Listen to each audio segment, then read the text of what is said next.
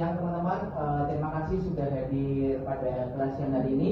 Ya, kita akan berdiskusi terkait mata kuliah yaitu perilaku konsumen. Oke. Nah, seperti yang kita ketahui bahwasanya sekarang itu sebagai pemasar, sebagai bisnis kita harus belajar mengenai sebuah perilaku.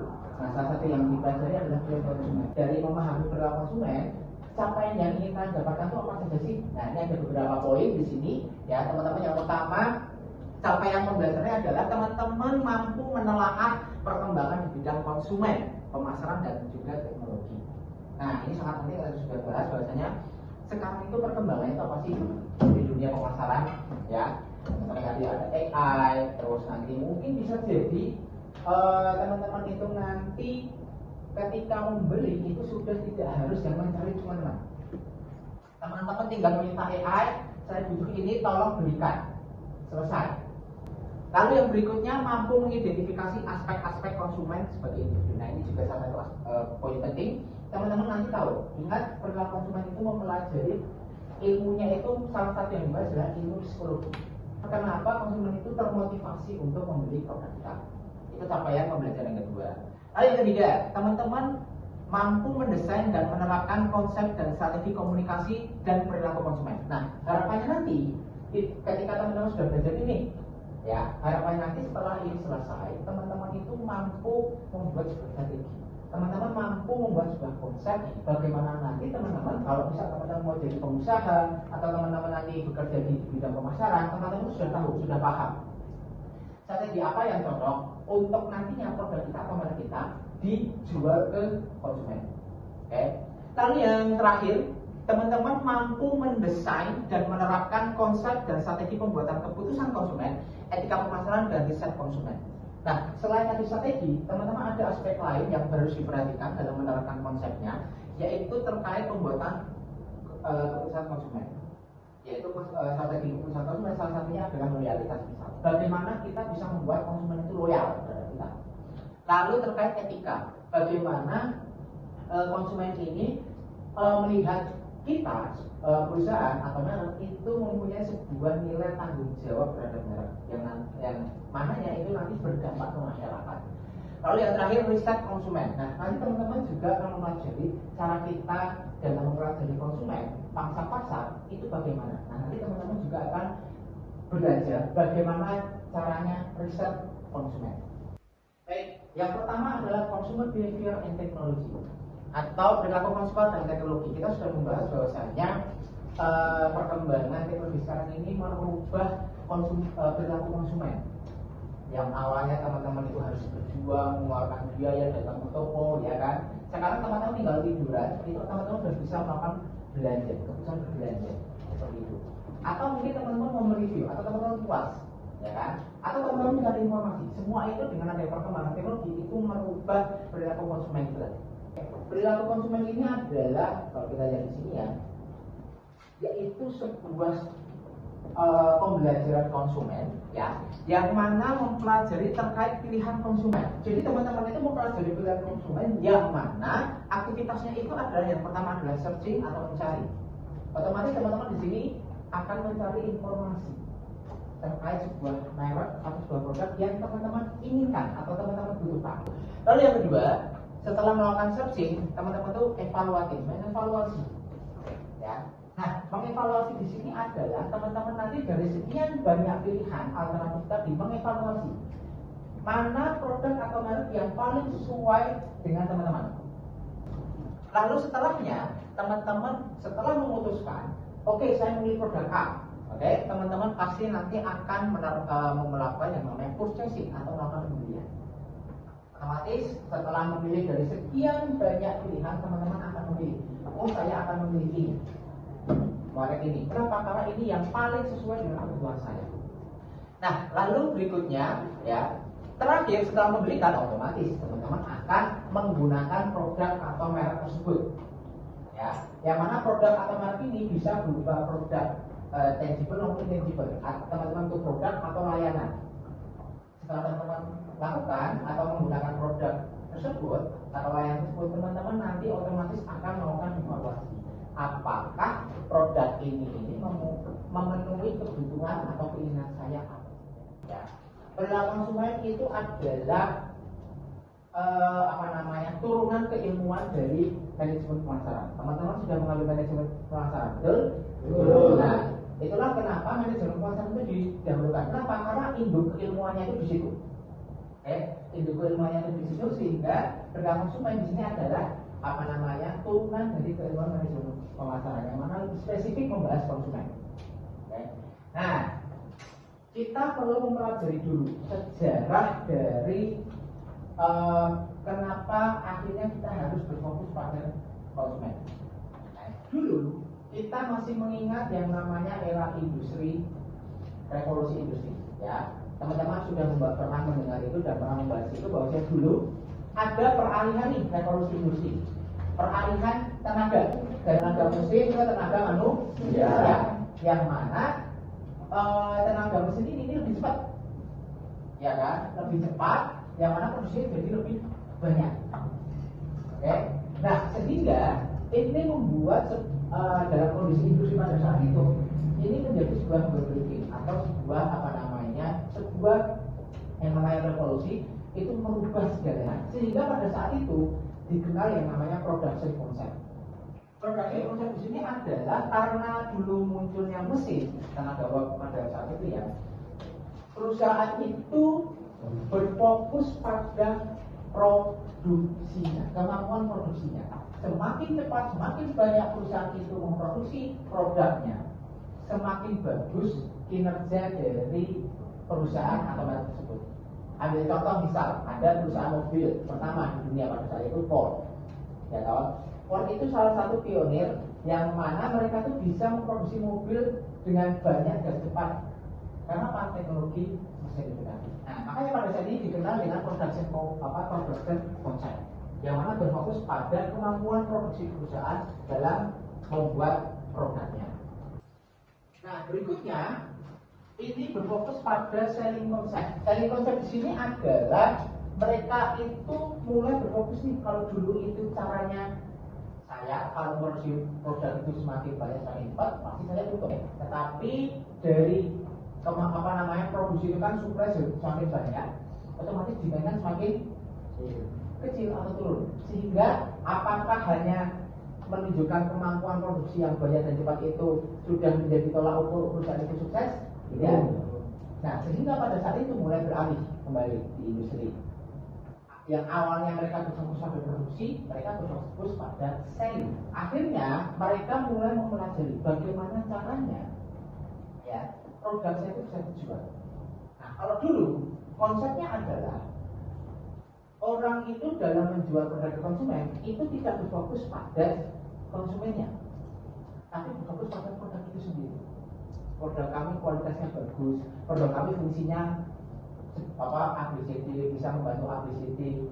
Jadi tidak berfokus pada kebutuhan konsumen itu. Pada saat itu konsumen juga belum tahu nih. Kenapa? Karena pada zaman dulu produk-produk baru kan muncul. Contoh misal lemari es. Dulu itu orang belum tahu lemari es itu apa. Tiba-tiba ada perusahaan yang membuat lemari es, ya kan? Nah, otomatis kita sebagai konsumen pada saat itu butuh atau tidak kan nggak peduli. Bagus nih, menarik nih, ya kan? Dia udah saya beli, kayak gitu loh. Kenapa? Karena pada situ muncul produk-produk baru yang belum pernah ada sebelumnya. Pada saat itu berfokusnya pada selling concept. Selling concept ini berfokus pada kualitas produk itu sendiri yang mana diberikan konsumen. Barang-barang itu tadi sudah mulai terjual, ya kan, ke konsumen. Nah, mulailah dari situ konsumen mulai belajar. Saya itu butuh apa enggak, seperti itu, ya. Sehingga ini merubah perilaku konsumen. Sekarang beralih bahwa saya konsumen itu memikirkan saya itu membutuhkan apa sih sebetulnya. Dari selling konsep itu berubahlah konsep baru yang namanya marketing atau pemasaran itu pada intinya adalah bagaimana sebuah perusahaan ini bisa memenuhi kebutuhan dan keinginan konsumen, yang mana konsumen ini nanti hajat hidupnya itu jauh lebih baik dengan adanya produk atau merek tersebut. Jadi tidak hanya memenuhi saja, tapi dari cara pemenuhan itu orang itu hidupnya jauh lebih baik. Nah, sehingga keilmuannya dalam pemasaran salah satu yang jelas adalah perilaku konsumen. Baik, sebelum saya lanjutkan, apakah ada pertanyaan? Silakan. Oke, silakan. Kalau ini kan sekarang kan ada di zaman yang pakai digital itu ya Pak. Oke. Nah ada yang sekarang nggak ada pay letter gitu Pak. Nah dengan adanya pay letter itu membuat perilaku konsumen itu justru menjadi berdampak buruk kepada konsumennya, yang mana mereka itu bisa membeli kayak sebenarnya nggak butuh nih, tapi karena bisa bayar nanti jadi mereka beli gitu Pak. Oke, baik. Terima kasih Mbak Bila atas pertanyaan menarik ya. Kalau di dalam pemasaran itu namanya impulsif atau pembelian impulsif, yang mana kita melakukan pembelian tanpa adanya keputusan, ya langsung gimana tinggal beli, gitu. Ya itu namanya impulsif buying. Tetapi ditambah juga di sini ada konteks lain, namanya negatif buy-in. Ada penelitian, ya, ada sebuah artikel yang pembahasannya sama, tetapi itu bukan pay letter, tapi lebih kepada kalau tidak salah itu terkait FOMO. Tahu FOMO? Ya, apa namanya? Fear of missing out, ya kan? Ya, jadi misal nih, wah teman-teman sekarang A1 pakainya itu misal iPhone, misal saya nggak punya iPhone nih, ya kan? Sehingga apa FOMO? Nah akhirnya apa? Teman-teman beli iPhone, padahal teman-teman butuh enggak, ya kan? Teman-teman hanya takut FOMO saja. Nah itu dalam artikel itu bilang ini menunjukkan yang namanya negative will-be. Nah, pay letter itu, ya kalau teman-teman tahu ya, itu kan bumbunya itu bukan kemudahan aplikasinya, ya kan? Tapi kalau kita lihat iklan-iklannya itu, kok kamu bisa punya iPhone, kok kamu bisa punya ABCD? Oh, saya pakai ini nih, agar apa yang saya inginkan itu bisa lebih.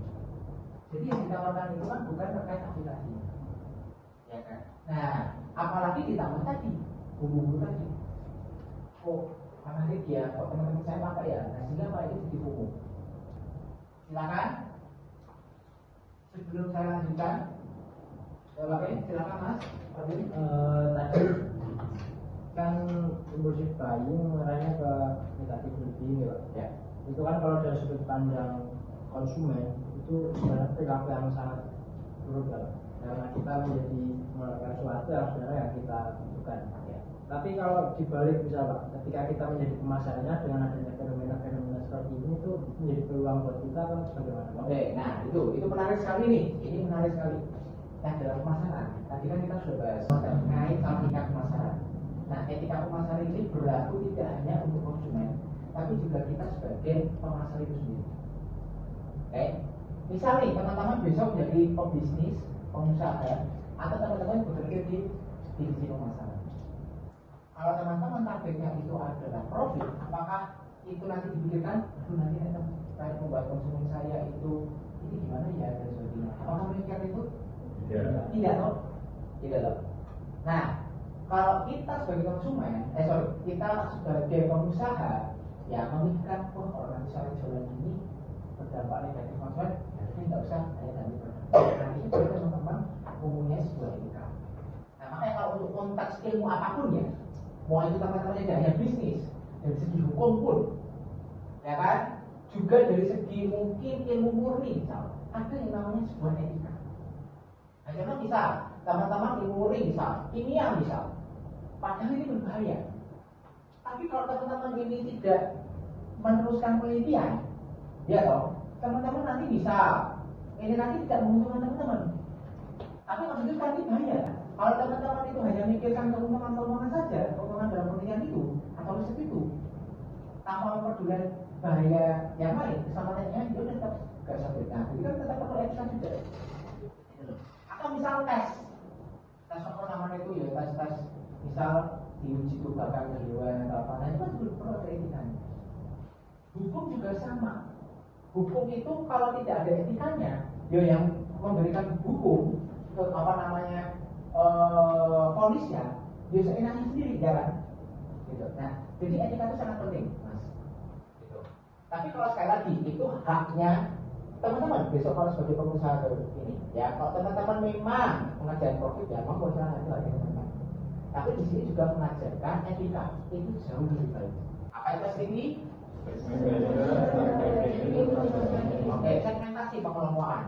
teman-teman itu berfokus pada kelompok konsumen yang bagaimana. Misal kategorinya umur, teman-teman tuh mau yang fokusnya ke generasi Z, milenial atau baby boomers, tergantung produknya, ya kan?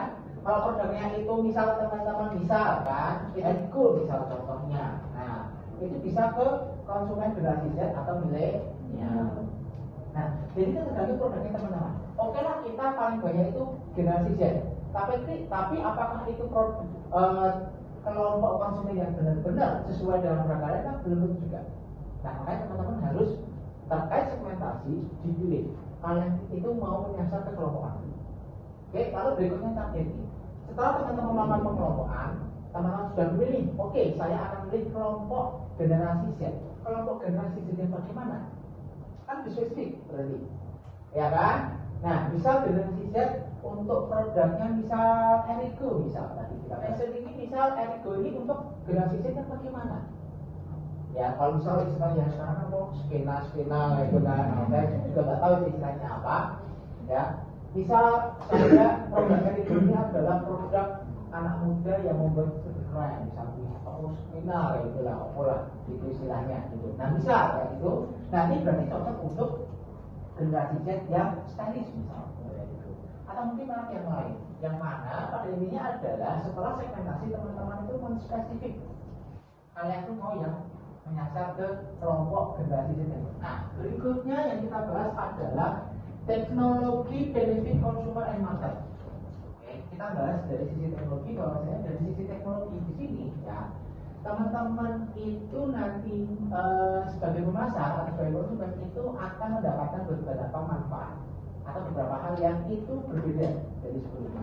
Nah, salah satunya adalah value exchange, yaitu teman-teman awalnya nih, misal kalau teman-teman itu membeli produk makanan, value yang lain dapatkan apa?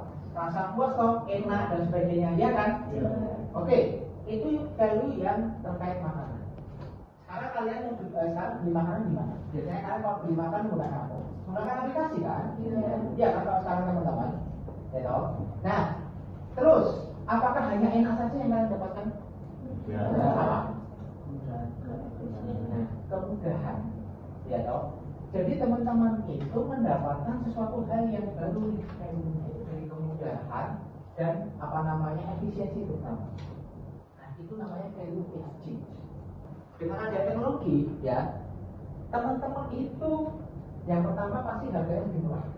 Karena teknologi sekarang ini, terutama marketplace ya, atau e-commerce lah, bisa jual di website, marketplace, atau mungkin aplikasi. Teman-teman nggak perlu toko, sehingga hal ini bisa memasak dan teman-teman berani untuk memberikan harga yang lebih murah. More information. Taman itu dengan teknologi, ya, terutama media sosial, teman-teman itu jauh lebih banyak mendapatkan informasi terkait market itu sendiri. Itu sehingga teman-teman itu mempunyai apa namanya informasi yang jauh lebih banyak. Lalu berikutnya customized product. Oke, nah teman-teman di sini ya, dengan adanya teknologi itu tadi, teman-teman itu nanti ya itu bisa mendapatkan produk sesuai dengan apa yang dibutuhkan sama diinginkan teman-teman. Misal nih, saya pengen makanan mie pedas yang dengan kriteria A, B, C, D, ya kan? Misal nih, nanti di marketplace atau misal apa namanya aplikasi pengantar makanan itu sudah bisa ngasih list ini. Ada pilih yang mana nih? Harganya sekitar pilih ini. Sampai nanti mereka akan memilih ini yang paling sesuai dengan Anda. Walaupun belum spesifik, tapi sudah memberikan informasi yang detail. Bayangkan besok kalau itu belum spesifik. Bayangkan aplikasi itu, ya kan? Kita tidak tahu. Tapi semakin canggih teknologi, semakin spesifik teknologi itu memberikan informasi atau produk yang betul-betul teman-teman inginkan. On precise targeting. Teman-teman di sini, ya, nantinya dengan adanya teknologi itu tadi, teman-teman itu bisa dalam saat kita di SDP tadi itu jauh lebih spesifik. AI itu sekarang itu kalau semakin canggih, Google bakalan kalah itu. Kenapa? Karena Google kan secara umum ya. Tapi kalau maka sekarang Google ada AI ya, atau begini kan. Jadi untuk apa? Untuk nanti bukan halnya, untuk bersaing dengan ChatGPT tadi. Dan misal kalau nggak ada AI ini, ya kan, itu pasti bakal kalah sama ChatGPT. Kenapa? Orang-orang pada kalahnya ke situ. Saya mau butuh ini, update ini, dengan ini. Karena ini ada searching kok, pilihan searching juga kan. Udah selesai dengan misal tidak Google tidak bisa mengenai itu. Ya kan? Nah, dengan adanya teknologi itu tadi, ya teman-teman itu bisa mencari customer atau target customer yang jauh lebih spesifik. Seperti itu. Interactive communication. Oke. Nah, dengan adanya teknologi tadi, ya komunikasi antara pemasar dan juga konsumen itu jauh lebih intens. Ini membuat apa? Kalau membuat interaksi itu jauh lebih intens. Teman-teman sebagai pemasar misal ingin mengetahui nih konsumen itu bagaimana puas apa enggak? Ya kan tinggal dicek, ya kan? Entah itu menggunakan media sosial atau dikirim link misal. Untuk apa? Untuk nanti menilai produknya itu oke apa enggak. Nah, jadi teknologi itu membuat komunikasi antara konsumen dan juga pemasar itu jauh lebih benar. Oke, sebelum saya lanjutkan, silakan ada pertanyaan, Bang. Silakan, Mas. Sebetulnya terkait dengan teknologi tadi, Pak. Di zaman sekarang kan bahwasanya teknologi itu bisa digunakan kita sebagai pemasar itu dalam mempromosikan produk kita. Nah, saya sendiri itu ada suatu bisnis online bidang fashion terutama. Nah, itu memang targetnya itu jualannya kita di online, Pak. Kita untuk offline store sendiri itu belum terbitkan. Nah, tapi dengan adanya online promosi online itu kan berarti kita ada platform buat mempromosikan produknya itu murni secara online gitu kan, tidak ada offline-nya kan. Nah, tetapi kadang promo atau konten yang saya buat itu tidak sebanding dengan hasil yang saya dapatkan. Oke, Pak, impact-nya gitu. Misal untuk membuat, misal contohnya katakan endorse, misal saya endorse orang dengan price ini, tapi impact yang saya dapatkan dengan penjualan produk tersebut itu tidak mencapai angka di mana saya mengeluarkan biaya untuk bayar endorse tersebut. Nah, itu pertanyaan saya, apakah itu tuh ada yang salah dengan strategi marketing yang saya lakukan, atau memang marketing itu memang tidak bisa dicapai? Baik, pertanyaan bagus ini langsung ke praktisi ya. Oke. Nah, jadi Mas, ketika teman-teman itu melakukan sebuah strategi promosi dan sebagainya, ini mungkin agak kontroversi ya. Ya kalau teman-teman itu melakukan strategi promosi, tapi teman-teman mengharapkan produk kalian itu terjual, itu salah. Kenapa? Karena ingat promosi itu tujuannya apa? Memperkenalkan kan? Itu. Jadi yang teman-teman pikirkan itu jangan promosi saja. Saya sudah endorse, misal masih Ahmad dan sebagainya, tapi kok belum nih. Nah, itu mindset yang salah. Bahwasanya pemasaran itu ada beberapa aspek. Ya, ada beberapa aspek. Yang pertama adalah produk. Produk itu harus dibahas nih. Teman-teman itu mau produknya bagaimana? Ya, lalu price, harga juga harus ditentukan. Kenapa? Karena apakah harga yang nanti ditawarkan ini sesuai dengan kualitas produknya? Ya kan? Kenapa? Karena ingat value-nya tadi loh. Ini sangat penting nih. Value produk habis itu harga. Baru nanti promosi. Tadi promosi yang cocok untuk produk dan harga yang seperti ini itu bagaimana? Lalu terakhir place, tempat. Tempat itu kalau sekarang online atau offline. Tapi ingat, ya, offline itu masih dibutuhkan ya? Masih. Kalau online itu sudah dibutuhkan, ya mall-mall itu udah nggak ada toko lagi di jalan, gitu. Nah, itu strategi yang pertama marketing, baru nanti dibahas STP-nya, Mas. Jadi kalau kita sebagai pemasar berfokus pada promosi saja, ya telat kita. Ya, nah terus tadi, mohon maaf pertanyaan kedua tadi, statementnya apakah pemasaran itu nggak bisa ditebak, ya kan? Bisa jadi juga. Tapi tidak bisa ditebak ini apakah benar-benar tidak bisa diukur? Bisa kan? Kenapa? Kenapa? Karena sesuatu yang tidak bisa ditebak, ini kan kita bisa memprediksi. Makanya tadi salah satu cara belajar adalah teman-teman itu nanti tahu bagaimana caranya riset konsumen. Cara riset itu bagaimana? Ya contoh sekarang itu kalau teman-teman mau tahu ya udah. Misal nih kalau yang biasanya ya secara umum riset itu biasanya perusahaan-perusahaan itu undang konsumen berapa ratus ya toh untuk nanti testing the product. Produk ini bagaimana? Oke nggak? Sebelum itu jual ke pasar-pasar. Itu kalau cara normal, ya kan? Tapi kalau cara-cara yang sekarang kan dengan penggunaan itu kan jauh lebih mudah. Berikutnya, ya, customer value itu sangat penting sekali. Kenapa? Karena value itu adalah gambaran value itu gimana? Jadi, misalnya smartphone yang kalian beli itu menurut kalian itu bernilai. Maksud dari bernilai itu gimana? Maksud dari value itu apa? Produk itu bernilai maksudnya apa? Apa? Yang kita buatkan itu lebih besar bedanya. Jadi ketika produk itu disebut produk yang bernilai, itu produk yang dimana teman-teman itu mendapatkan manfaatnya itu lebih banyak dibandingkan biaya yang dikeluarkan. Nah, ketika sudah sampai level itu, ya, berarti teman-teman itu sudah bisa melangkah lebih jauh lagi. Kenapa? Tentang itu nanti teman-teman promosi pasti orang pada beli. Teman-teman nanti mau share dimanapun nanti pasti orang beli atau orang datang, ya kan? Kenapa? Karena ya itu sudah teruji value, ya. Nah, makanya customer value itu sangat penting sekali untuk dicapai dalam kita atau mengajari perilaku konsumen. Oke. Baik, untuk pertemuan hari ini kita cukupkan sekian.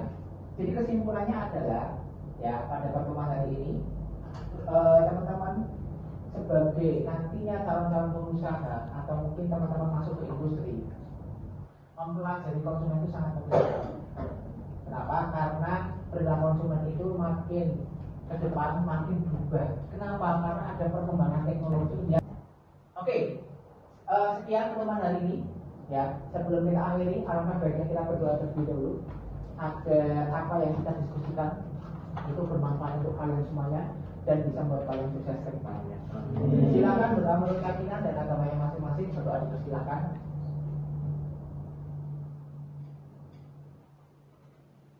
Oke, sekian, terima kasih. Wassalamualaikum warahmatullahi wabarakatuh. Waalaikumsalam warahmatullahi wabarakatuh.